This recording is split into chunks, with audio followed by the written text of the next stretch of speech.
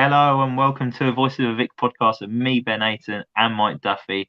We're back a little later than we originally planned. I wasn't feeling too great Monday, so I asked to pop it back a few days. And since then, Watford have actually announced 2 new signings as well. So it's actually worked out pretty well where we can do a review of the whole game, talk about the new signings, and then do a quick preview of the Huddersfield Town game. So if anything, I think we've planned it quite perfectly, Mike. But Mike, how are you doing, mate? Yeah, good to be back, as you say. Brilliant timing. Down to you, that is. So hats off, Ben. Not a great game to discuss on Sunday. That's 90 minutes I'll never get back, and I'm sure everyone else that watched it or was there felt the same. But other than that, just counting down the days till I break up for Christmas, mate. It's got a manic weekend coming up. And yeah, I'm sure work will be manic right up until the 23rd. But yeah, how about yourself? You feeling better now? You ready for Christmas? You done your shopping? Well, I can see that you're in a Christmas spirit. You've got your Christmas jumper on for back-to-back podcasts. You had it last week and got it on tonight, so fair play to you. I'm sure I'll get slated for not wearing mine again, but I will wear it for the Christmas special. But yeah, mate, I'm all good. I'm getting used to my new job role that I've got at work, and it's very busy. So that's why we're not putting out as much content on like social medias. We just literally don't have the time for it, but we're still getting together to do these podcasts and that. But yeah, Christmas is. I'm looking forward to Christmas, mate. Not too long. It's this Sunday, isn't it? Not this Sunday, a week Sunday, sorry. So not long left. My little girl's really getting into it as well. She's really started to understand Christmas a little bit. She's singing Jingle Bells every 2 minutes. But yeah, my Christmas shopping, I'm all done, mate. I'm complete. I'm quite organised. I've got a bit of OCD, so I'm always quite organised. What about you? I put you down to maybe being a lastminute.com and rushing out Christmas Eve to finish off the last bits and pieces. Or has that changed now you've got misses? Yeah, so I was your typical Christmas Eve Christmas shopper. But yeah, my Mrs. Beck has got me in order now, and I'm done. I only need to get one more thing, which is easy enough to get. So yeah, I'm quite proud of myself, really. The bank balance is looking a little bit unhealthy at the moment now after those presents. But yeah, no, I'm looking forward to it. It's the first one that I'm spending with the missus, so that'll be interesting and nice, hopefully. And I'm sure there'll be much alcohol consumed, and yeah, hopefully we get time to do a Christmas special where we can have a laugh as well. Yeah, I'm sure we'll fill it in and have a few drinks, and we'll if you got any ideas, anyone that's watching or listening, just drop us a few ideas of what you'd want the Christmas special to involve. Me and Mike will jump on it and do whatever. You got any requests or anything, we're more than happy to oblige. But yeah, thank you for watching. If you're watching on YouTube, don't forget to hit that like button and the subscribe button. And if you're watching on listening on Spotify, Apple Podcasts, or any other podcast provider, don't forget to leave us a review. We really appreciate all the support you guys can give us. Joe Thomas is watching on Facebook. He says, evening gents, currently walking along the seafront of freezing cold Portsmouth, looking forward to another quality chat. Cheers for joining us tonight, Joe. I don't know why you're still out at this time. I don't know if you finished work or what, but that must be freezing being on the south coast, walking on the seafront in Portsmouth. So rather you than me, mate. I hope you get the feeling back in your fingers soon. But yeah, Mike, let's jump straight back into it. We're talking about Joe being freezing cold walking along the seafront in Portsmouth.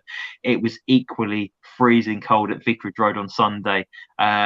It was below freezing. I believe it was horrible, and due to the weather, the attendance wasn't great. Lots of empty seats at Vicarage Road, and I don't blame anyone that didn't attend the game because yeah, it was absolutely freezing, and then the game itself wasn't pretty, Mike.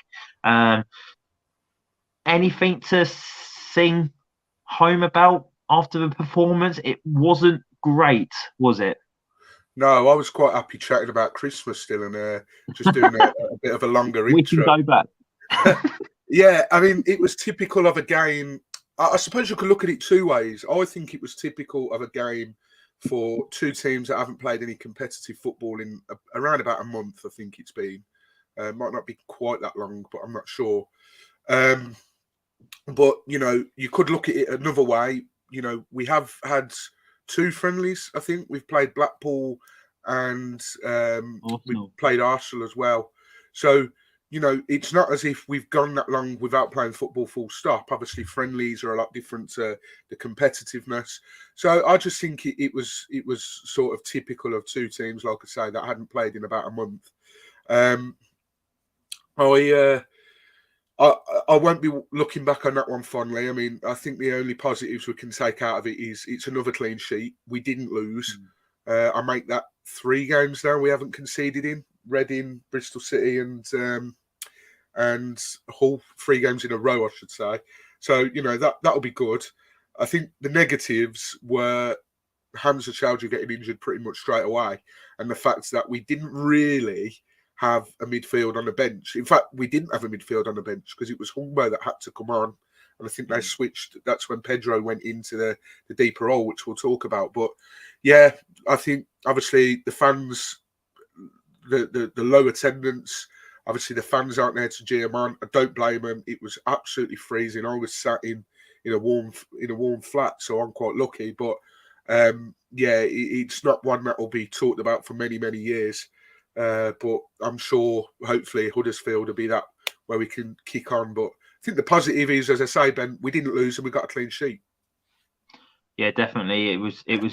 You've actually stolen one of my stats. I was going to put at the end of the show about Watford's 3 clean sheets, but I'll let you off. I'll let you have it. But yeah, maybe a positive to come out of the game as well. It was Tom Dele-Bashiru's first start in the Championship this season for Watford. He got 90 minutes in his legs. It's a welcome return for Tom Dele-Bashiru. He's came back at the right time, considering the injury to Hamza Chowdhury as well, which did affect the game when he went off, because obviously Joe had to step back into that central midfield. But big relief to see Tom Dele back. A decent performance from him as well. I thought he did okay, considering it was his first appearance of the season. Yeah, I think it was visible in certain aspects of his game that it was his first start of the season, and he gave the ball away a couple of times. But listen, that's to be expected. He's not played that much competitive football. I know he had that loan spell at Reading last season, and they were really impressed with him. But there will be an element of rustiness there from him. But I thought, other than that, every time we got the ball, he looked to drive us forward, and that's what you want in a midfield. I often think back to the amount of times that we were sat on this podcast in lockdown and we talked about Will Hughes being the one that would get the ball and look to drive us forward. And that's what Tom Dele-Bashiru was doing. And I think it's really positive when you see that, especially when you're used to seeing the likes of, no offence to him, but Kayembe. He can be very slow sometimes, maybe passes, tries to play too many safe passes. To have someone young and energetic and talented like Dele-Bashiru get the ball, kind of hit a pass forwards, kind of hit the flanks, kind of get us on the front foot. It's really refreshing to see, and I'm glad he's back. And as you said, especially with the injury to Hamza now, he couldn't come at a better time, really. Yeah, I thought Tom trying to keep the ball ticking over in that midfield as well. And he was looking for progressive balls forward as well. Like you say with Kayembe, it's always sideways or backwards. So it was nice to see a midfielder get on the ball and actually want to pass it forward. But it was a different midfield partner for Tom Dele-Bashiru as well, with João Pedro filling in for Hamza Chowdhury after he got injured. And like you say, Mike, it was a freak injury for Hamza Chowdhury, wasn't it? It looked like just 2 players going for a 50-50 ball, and both actually come off really badly injured. Even the whole player ended up going off injured. They both tried to carry on, and then within minutes, it was clear for everyone to see that both of them couldn't continue. And Hamza Chowdhury actually was seen in a brace after the game as well, so it doesn't look like a decent injury. But it's a big blow for Watford, Hamza Chowdhury, isn't it? You could tell within 5 minutes it unsettled the Watford team, and Hamza Chowdhury's been ever present in this side since he came in under Rob Edwards, Slaven Bilic, literally playing every minute of the game. And you could tell his presence from the pitch is telling, isn't it, Mike? Because he's everywhere. The second tier pod popped out a stat the other day saying that Hamza Chowdhury's actually made the most interceptions in the Championship so far. And with him being off the pitch, you could just tell, you could see that was missing from the game, couldn't you, Mike?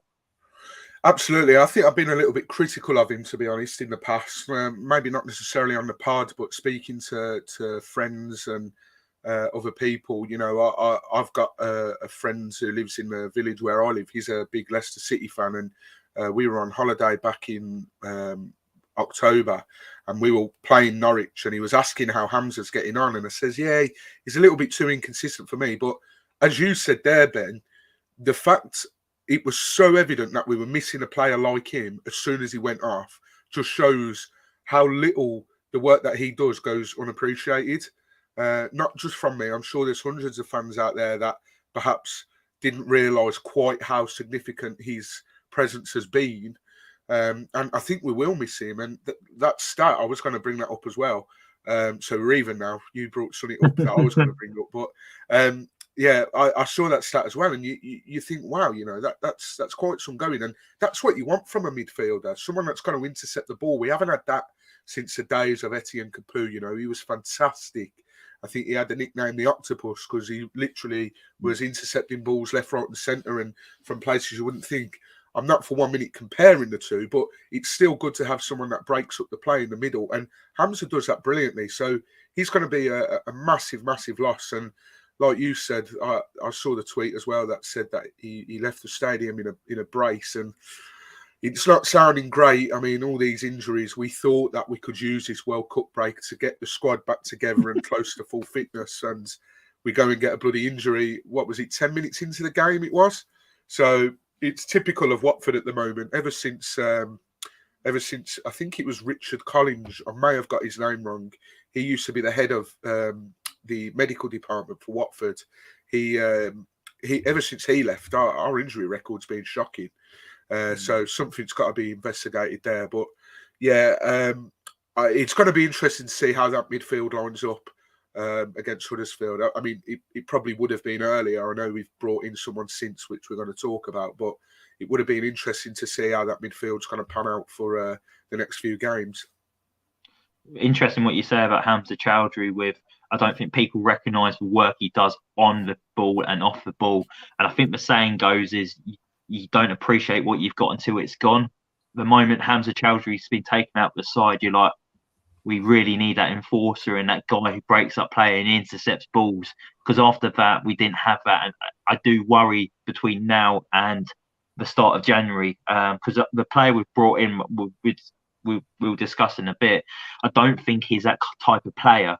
So if it is a serious injury for Hamza Chowdhury, then that needs to be sorted out in January. So I do worry about these games that are going to come between the Hull City game and the start of January. But maybe another plus out of the game, Mike, we're talking about a negative for Hamza Chowdhury, but another plus, and I know we talk about him so much, and we do definitely appreciate this guy, whether he's in the side or not. It's João Pedro.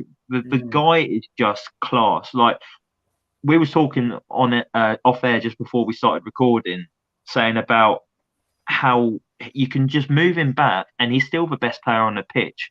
And he was still Watford's most dangerous player as well. He had 3 really good opportunities to score. But we've seen this before in the Championship. He filled in when it was required. I think it was against Birmingham City in the games behind closed doors. I think we had injuries and suspensions, so João Pedro actually played centre midfield that day. But he actually filled in a game because, like you say earlier in the pod, we had no other central midfielders on the bench because KMB looks like he's out for 4 to 5 weeks with a thigh injury. Tom Cleverley's out for a long-term injury. Imran Loser's out for a long-term injury. Dan Gosling's out with a long-term injury. We are really thin. Well, we're not thin. We're completely gutted of central midfielders. We ain't got any. So it's vital of a guy with the versatility of João Pedro to just fill in and do a job, but also do the job very, very well for a guy of his age. Yeah, and I think that shows the talent that he possesses at the moment and the talent that is still to come from João. Echo completely what you said. You know, we were sat here just before coming on air, and I thought he looked as dangerous as ever. And you rightly pointed out that even though he was in a deeper role, he still created the vast majority of the few chances that we had.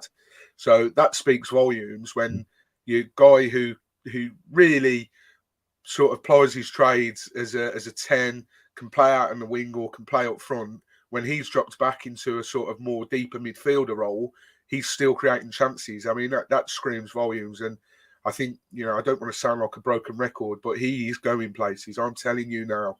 And yeah, I just worry where we'd be without a player like that. If Zhao wasn't on that pitch, would we have, could Hull have sort of break us down? I thought Hull, their central midfielder, I think Seri, he used to play for Fulham. He's sort of, in my opinion, the sort of mould of midfielder that we need. If somehow he became available on an emergency transfer, a bit like, I assume, I know Bacuna was a free agent, but if Seri was available, then I would have had no qualms in signing a player like that. I thought he did very well in that Hull midfield.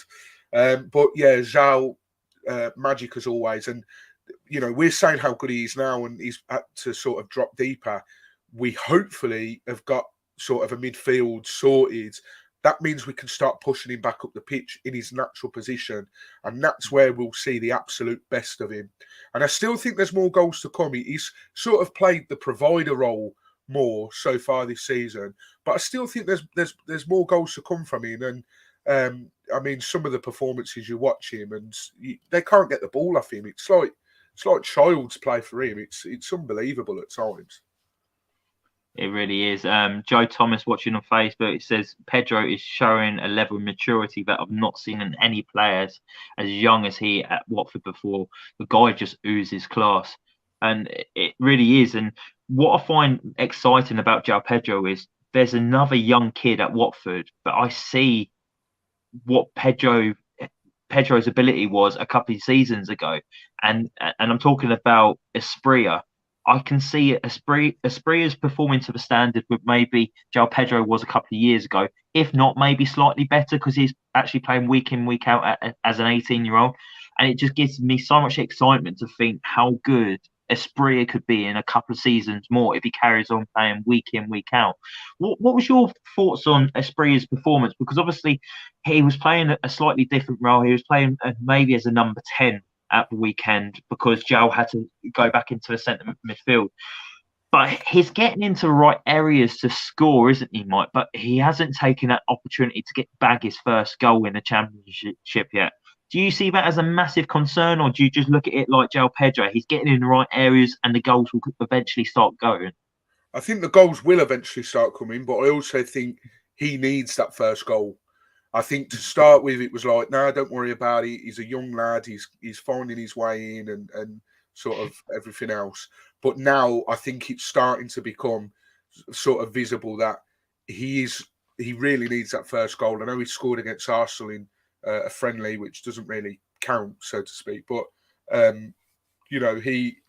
think he does need that first goal. I thought, and listen, all of this will be part of a learning curve for him, and I'm not slating him whatsoever. I don't think he's a bad player, but I thought he was actually quite lightweight at times. I don't know if lightweight's an obvious thing to say because of his build.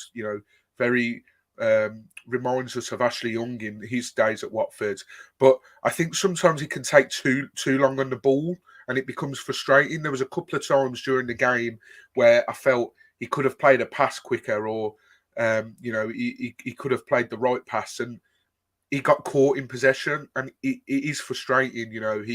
He's obviously used to a different style of football over in Brazil where he's come from, and it will all come with more game time. I've no doubt in that, but it is frustrating at the same time that maybe João hasn't put an arm around him and said, listen, doing this ain't going to work here. You just need to sort of pick your head up and get on with it. But I thought he was caught in possession a couple of times, but he's another one. And like you said, once that first goal comes, I think there'll be a few more. I don't think he's going to weigh in with a load, but I think that will sort of shake the monkey off his back a little bit. And I think it's clear to see that he's getting a bit frustrated now when he wants that first goal. Yeah, he had a really good opportunity in front of the rookery and in the second half, didn't he? I don't think he really connected with it as well as he would have liked to. It it was kind of straight at the keeper, maybe to the right of him, and then the keeper just parried it, and then Jesper Spria went in for the follow-up, didn't he? But the keeper got there again. So you can maybe tell he's a little bit frustrated that he's not been able to bag his first goal for Watford yet. But I do strongly believe it will come soon, because he's showing the ability that he can get into the right areas. He's showing the hunger that he wants to get on the end of the balls and to get that first goal. So it will definitely come soon. A guy who I'm not too sure will ever score again is Raymond Mike. And I have no idea how he's been given the Watford number 9 shirt. You reckon that maybe he's actually paid for the number? I reckon he's got some dirt on the Pozzos and he's blackmailed them into having the number 9 shirt. He is one of the worst strikers I've actually seen in a Watford shirt, and I've seen Andre Gray. I don't know. Like, don't get me wrong, he was poor, you know. But I think what you have to remember is he's just come back from an injury. He quite clearly wasn't ready because he come on as a sub and then was subbed. So that's never a good sign. Yes, he should have scored. I think my grandmother could have scored that in front of the rookery. So, you know, it's not great. He's a professional footballer. He should be scoring from however many yards out it was, and it was pretty much a tap-in. So, yes, that is very frustrating. There is obviously some talent in there. I mean, this guy played for Barcelona B. There was a picture circulating on social media the other day, actually, of Barcelona warming up, and there's Messi, there's a few other big names, and then Raymond always next to him. So, you know, he's not done badly in his career, but I think he was never going to be. He was never signed to be like, right, go and get us 10, 15 goals this season. I think he's sort of striker that you bring on in the last 10 minutes. You're either sort of looking for a goal, you're lumping your big men forwards, or he's a bit of a battering ram. He's sent on and he's like, right, you know, go and unsettle this defence, rile them up. We can feed off the scraps.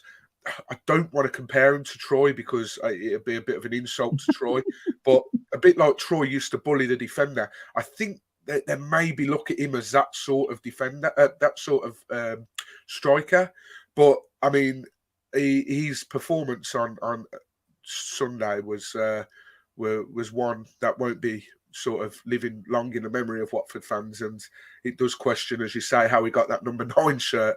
I'm sure if Troy wasn't focused on Birmingham City at the moment, he'd have a few words to say about it. But yeah, I don't want to criticise him too much. The guy's just got back from injury, but still should have scored that chance, and we'd be talking about a different game completely. And you mentioned you don't think he'll score again. Don't forget the goal that he did score was only just, you know, given to him. You know, nobody in the ground at the time thought that it was him. Even the stadium announcer said that it was Ken Sema.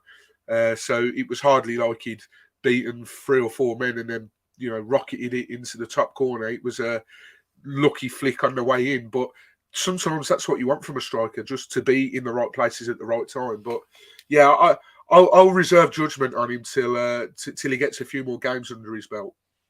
You say you want your strikers to be in the right place at the right time. Wasn't he at the right place, right time Sunday afternoon? I don't think he could have got into a better position, really. But also, yeah, you and me was there for his first goal, so at least we can say we was there. Birmingham away, Tuesday night. He just got a stud onto it pretty much, didn't he, to tuck it home. And we couldn't see from where we were in that stands. But also, I want to highlight his performance away at Preston North End, because I feel sorry for the ball boys that day, because I think they're still looking for one of the balls that Raymond I fired into the away stand, was it? It was a terrible, shocking chance, but he just doesn't fill me with much confidence. Maybe I'm being harsh. Like you say, he's not the striker who's been brought in to get 10, 15 goals of the season. He's kind of the guy to roughen things up. But I've not even seen that, Mike. I've not even seen him ruffle the feathers with the defenders. I don't really see what he brings to the team. And to see him getting brought on ahead of Bacuna Matheus at the weekend, especially when Matheus just came back from injury, I found it really puzzling. I didn't really get that from Slaven Bilic. Yeah, I thought the same, to be honest. I don't know whether, Bio was carrying a little bit of a knock and was maybe, I don't know, 70-30, 80-20 in the lead up to the game. But even so, I'd have been bringing on Bio there. He's someone that, he at least looks like he's, got something about him. But yeah, it was really, really interesting why he brought Manai on. Obviously, he's looked good in training since he's come back, and obviously he's impressed Bilic. But yeah, he should have scored that chance. I'm gutted he didn't, to be honest. So sum up Sunday's game. Do you reckon you put it down to we created enough chances to win? We just weren't clinical enough, because João had a good couple of chances. Espria had a really good chance. And then that Manai's chance. We had the better chances out of the game, didn't we, against Hull? Yeah, a bit like England, funnily enough, against France. We're better team. I would say that it was more of an even game. I think Hull could have very easily gone on to snatch it. I think bloody typical Ozan Tufan did everything but put a shot on target, so that was lucky for us. But he played a good few balls to his his counterparts. But it wasn't a fascinating game. I think lack of being clinical cost us 3 points, really. But to take the positive, as I said at the top of the show, it's the first game back after a bit of a break, and you'll take that, absolutely. Well, you won't take that considering the circumstances, but you'll take not losing it, because I can guarantee there'd have been a lot more people moaning had Hull gone and nicked it. But we have to take the positives from it. 3 clean sheets in a row, not lost. I think we're back up to 4th or 5th now, and win on Huddersfield, and I'm sure everyone will be happy as Larry again. Let's hope so. I'd love 3 points to talk about next weekend.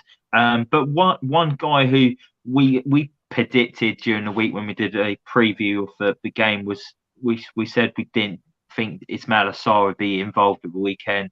Slaven Bilic actually wanted Sarr available. He was hoping that he would be available.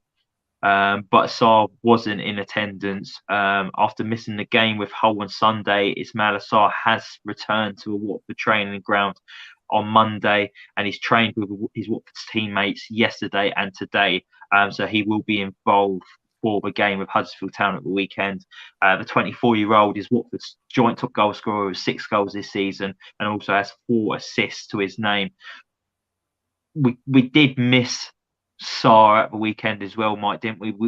We lacked that guy who was stretched for defence, because Keenan Davis doesn't stretch the defence. He kind of just ruffles feathers and holds the ball up. But Sarr, his pace is so dangerous, and I think Watford missed that outlet over on the left-hand side of the weekend. Yeah, I think I just read a comment there from Joe saying that he wanted to give a shout out to Big Ken. He thought he played really well, and I agree. I thought Ken, had a solid enough game. I do want to be a little bit critical, though. I did feel a bit sorry for Joe Hungbo. Obviously, not expecting to play as long as he did.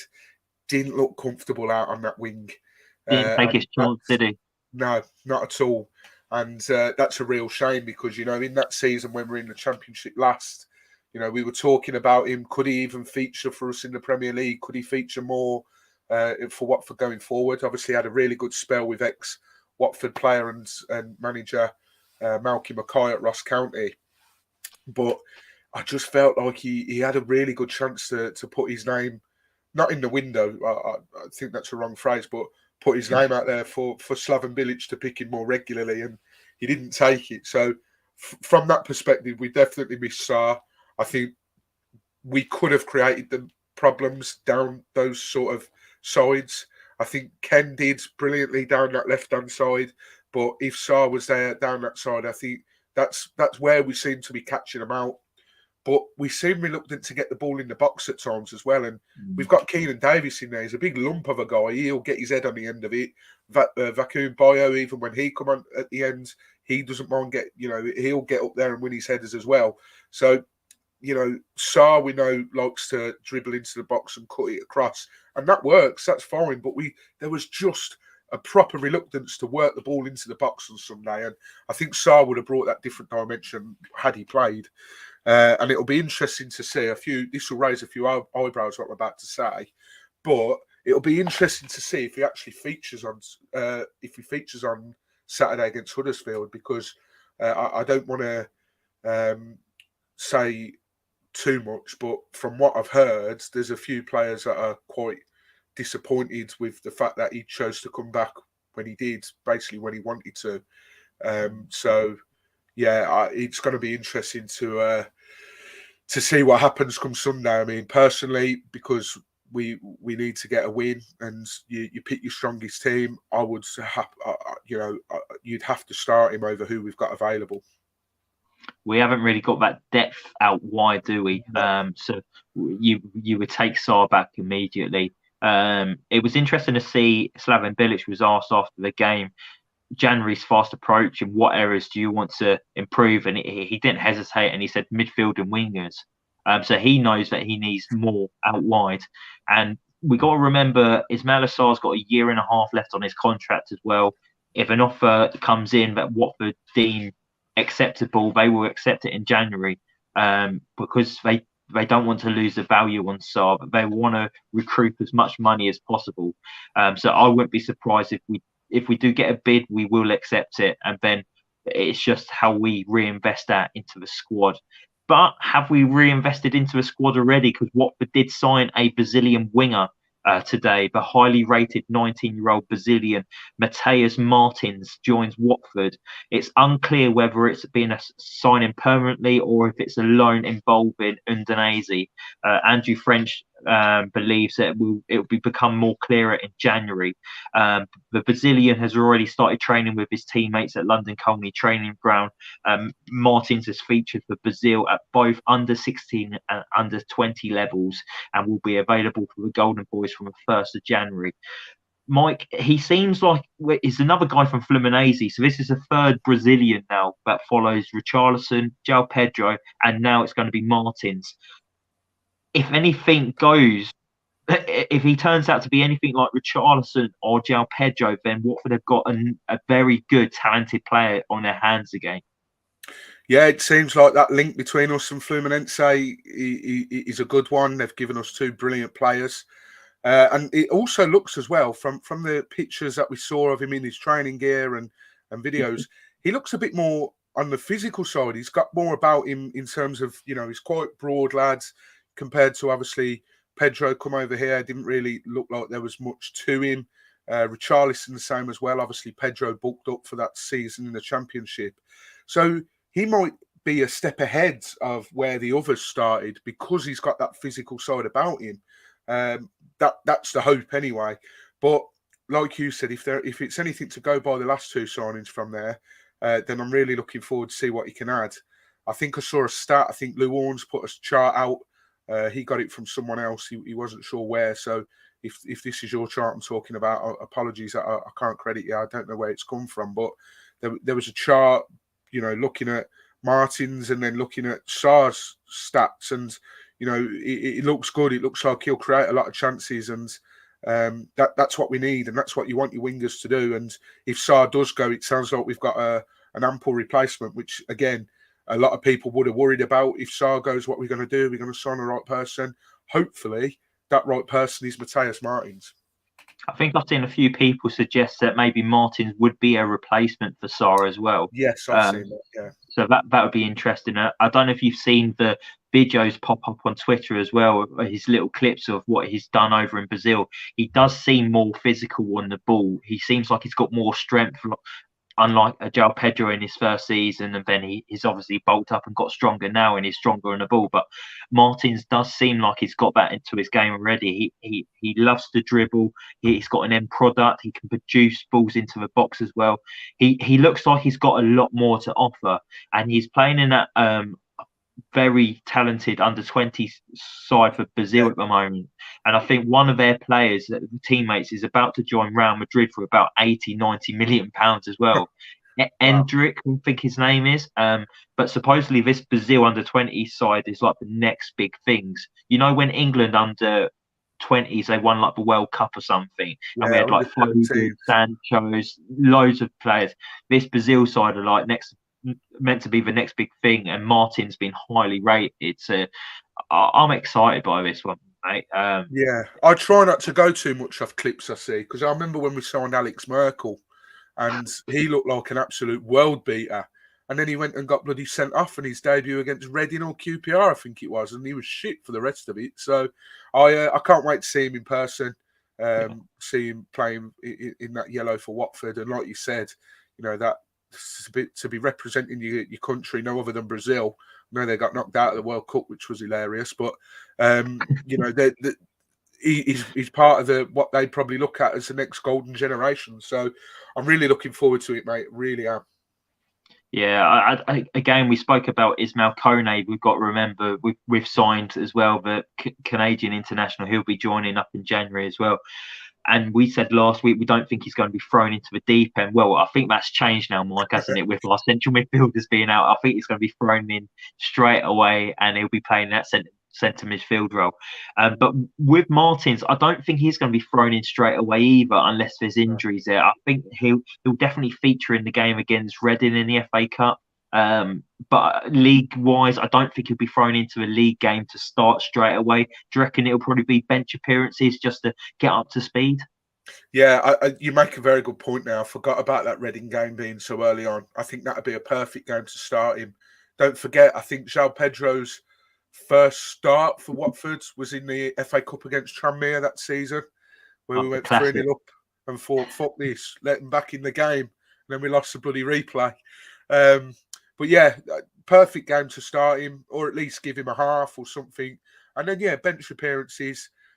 Again, could be someone that comes on the last sort of 10, 15 minutes, might have to build his appearances up that way, and then hopefully force his way into the starting 11. And a second signing of the day for Watford. Watford have moved swiftly to ease their midfielder injury crisis and signed Leandro Bacuna on a deal until the end of the season. The 31-year-old Dutch-born midfielder was released by Cardiff City in the summer and has been training with the Hornets for the past few weeks. He will go straight into the squad for Saturday's game at Huddersfield Town, provided the necessary paperwork comes through. Bacuna made 114 appearances for the Bluebirds, initially joining the club in 2018-19 season, where there was still a Premier League side. Mike, probably not the signing we need quality-wise, but it's a body through the door. It's a body through the door. Absolutely. I've seen a lot of comments about it. A lot of people pissed off that we've gone for him based on who else was available in the free transfer market. But at the end of the day, listen, I know Cardiff fans have got a lot to say, and it's not good. You replied to a tweet earlier from a Cardiff City fan account, and the comments that followed, you don't want to read them if you're hoping that he's going to be a good signing. But at the end of the day, he's an ex-Aston Villa midfielder, and look at the last couple of ex-Aston Villa midfielders that we've had. Jonathan Hogg, he was brilliant. Carlos Sanchez, he did a job. So listen, I know Leandro Bacuna might not have done well at Cardiff, but you know, he's played the amount of games that he has. He's an international midfielder as well. Granted, I don't know when his last international appearance was, but he's somebody to fill the void for now, you know, until we get some midfielders back. I think I saw there were talks of Loser and Cleverly maybe being back for February. So if we can get, you know, him to fill in for, you know, a couple of months, maybe not even that, with Kone being able to play from January, let's not judge him until he puts on a Watford shirt. If he puts on a Watford shirt and after 5 or 6 games he's absolutely pony, then I'll come back on here and I'll say it was an absolutely shocking decision. But people did this about Carlos Sanchez and he turned out to be all right. People did this when we saw Ben Watson and he turned out to be quite all right. So I've not got a problem. He knows the league as well. This is what pisses me off about our fan base sometimes. Someone that knows the league, we go and do that. Oh, just not him. Like, you know, come on, give us something to work with. So I'll judge him after, 5, 10, 15 games, whatever. But I think there's been some very unfair comments. I know his references from his former team supporters haven't been great, and I asked a few Aston Villa fans as well because he was there. They sort of echoed what the Cardiff fans were saying, but yeah, I'll judge him after so many games. The most recent Watford player that we signed and fans wrote off before they even kicked the ball was a Mr. Dan Gosling. Yes, he didn't turn out to be a bad signing. He was a decent squad player, a leader in the dressing room. I'm not saying Bacuna is going to be a leader in the dressing room. I've heard that he's possibly a bad egg. He's been reported at previous clubs. He fights his own teammates. There's a video with Callum Patterson, wasn't it, of Cardiff City. I think just before full-time whistle went, they was squaring up and pushing and shoving, and I don't know if he went to gouge his eye out. He seems to, Cardiff fans can't stand him. The guy you're on about here, after he saw our tweet, it was a Cardiff City Twitter account called the Bluebirds Past. So they just retweet stuff about past Cardiff City players for all their followers to see, and asked him for his opinion, and he said he's not very good. We bought him for a lot of money and he was on big wages and he never really delivered. He was moved about a lot in terms of position, but never came across as having a good attitude or good work ethic. One of the most disliked players by a fan base in recent times. Someone replied back to it, a Cardiff City fan, Richard Beer. He said, he's a lazy, useless bellend. Finley Jones replied saying he's dog shit. It goes on. Cardiff fans don't really like Bacuna, but like you say, Mike, we can't judge him until he kicks the ball for Watford. So maybe we can start judging him by Sunday. But like we say, it's a body through the door. We are short in that department, and I'd rather Bacuna in there than João Pedro, so we can focus João Pedro playing higher up the pitch. With me on that? Yeah, absolutely. I think the comments just come in there from Matthew Wilson. I saw a couple of comments from him. Very good point about Carlos Sanchez being a cameo player. And I totally understand, he's going to have to come in and he's going to have to play. Not great when you hear comments like that about work ethic. You don't want that from a footballer in any team, let alone a team chasing promotion, which is what we are chasing this season. But you'd like to think that maybe something's changed. I know so many people will comment back on this. The Pozzos have got record for signing players that might be crap. But what you'd like to think, especially under the, you've got Slaven Bilic and Julian Dix in those training sessions. You really think we're going to sign a player that acts up and they're going to stand for it? Like, they're two of the hardest geezers possible in, football management at the moment. So they're not going to stand for him prattling about or not being asked. I think he's got the right coaches around him this time. I'm not saying he didn't before, but he's got two coaches that don't take no shit from anyone, and hopefully that gives him a bit of a rocket. And like I say, hopefully only until January, and then we can look at maybe bringing Ismail Kone back in, and then he might not have to play as much. But like I said before, I'll reserve judgment until after a few games. And I can't wait for Cardiff City at home now, because you just know that it's written in the stars, whether he starts or comes off the bench. Hopefully he scores, because there's some damning comments they are. I've not seen comments like that for a player we've signed. I don't think I've ever seen it, to be honest. So it doesn't make for great reading. But yeah, like you said, Dan Gosling's a perfect example. So yeah, we'll wait and see on that one, I think. Yeah, don't make good reading, but it did make me chuckle when we got those replies earlier. I was like, Jesus Christ, I can't wait to read these out later. But yeah, let's not just write him off just yet.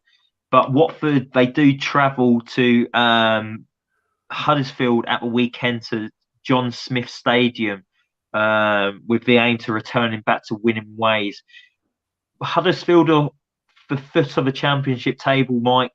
It's a cliche, isn't it, saying that we should easily go there and pick up 3 points. Games don't work like that, do they?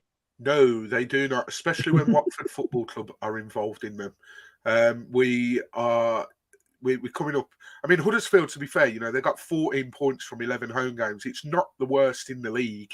I think it's more on their travels. They've picked up 5 points from 10 games away from home. So, they are better at home. I mean, their manager's come in. I can't say I know much about him. He's got one of the weirdest accents I think I've ever heard. And that's coming from me, by the way. He's got the strongest Brummie accent you've ever heard.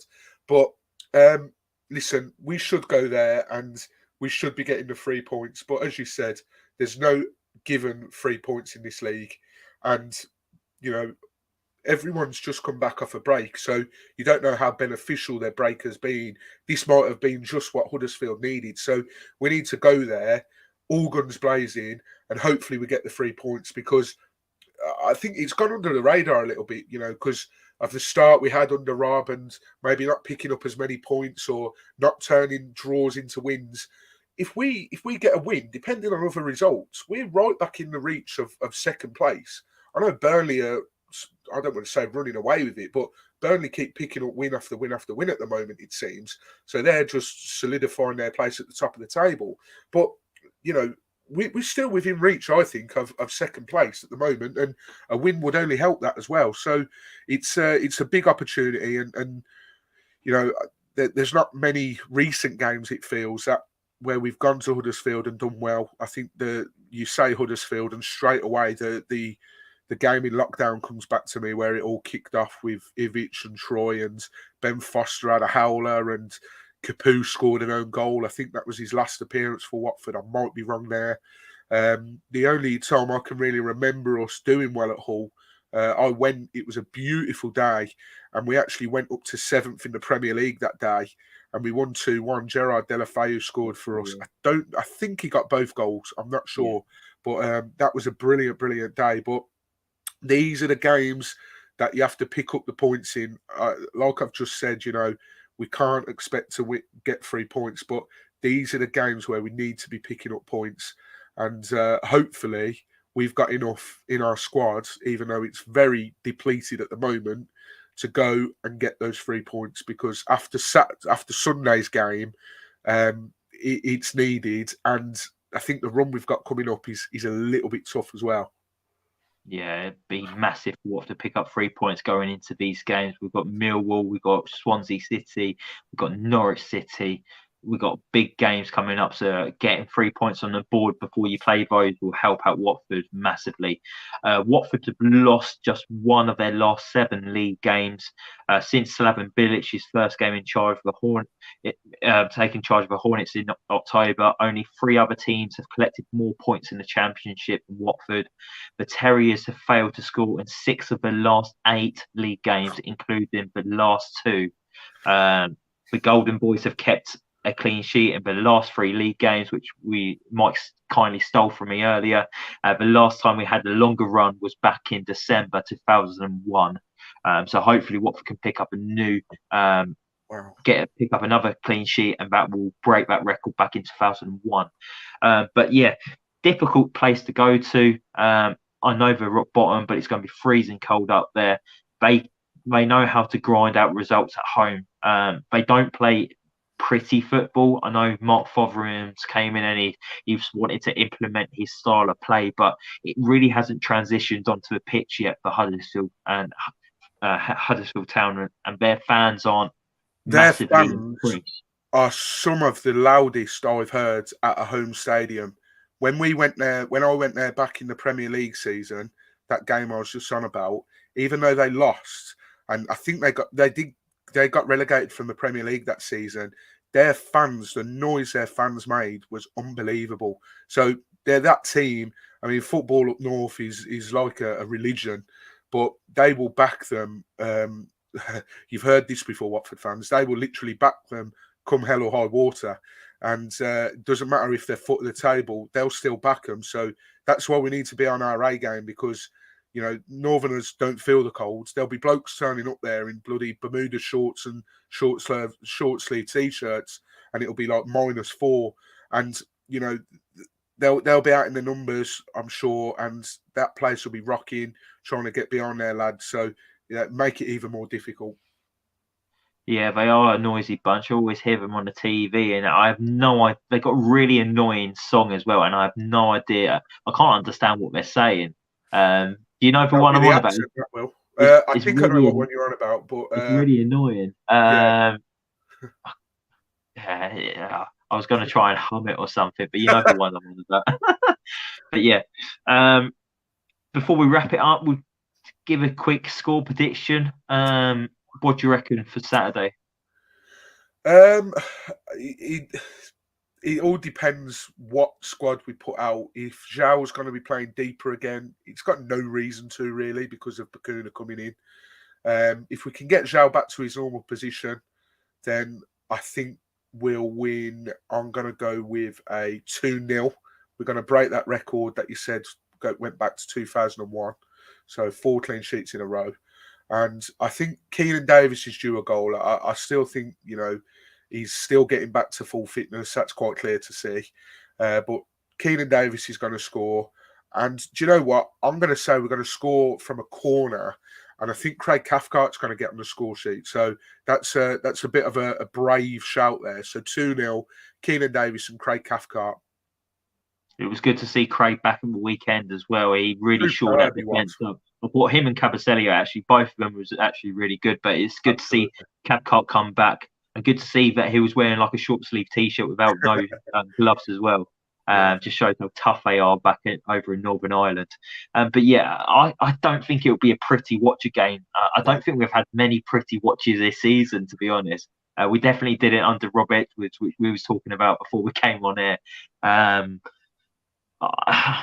don't know. I don't think we'll go there and win. I think the best we might get is like a score draw. So I'm just going to go for a 1-1 draw, and I'll be disappointed coming back with a point. I think going to a side like Huddersfield at the foot of the table, you got to go there and get the 3 points. But I'm not convinced with our injuries at the moment. Yeah.